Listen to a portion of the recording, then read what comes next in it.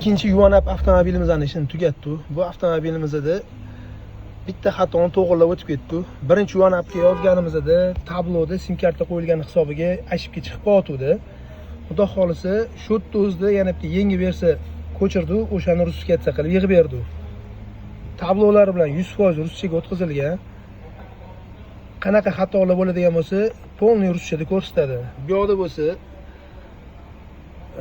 ichkari qismlarimizda полный gрамотный ruskacha qilingan, hammasi qotmay ishlaydi. Eng qizig'i bu yerda versiyasi ham bundan oldingisi 24.09.06 bo'lsa, bu 24.11-oyga ruskacha qilib yozib berdi. Hech qanaqa muammosi yo'q, ishlashlari planli, kerakli bo'lgan barcha приложениялар yozib berildi. Eng qizig'i, har doimgidek unga Play Marketlarni qo'yib berdi. Yandex.Sitni ko'chirib ishlatib ko'rsatib berdi. Sim kartalar chirik ishlab turibdi. Muammosiz. Sizlarga agar shunaqa xizmatlarimizga qiziq bo'lsa, yangi versiyalarga ruskacha qiziq bo'ladigan bo'lsa, bemalol Spinning Proga murojaat qilishni sifatli qilib yig'ib beramiz. Joningiz sog' bo'lsin.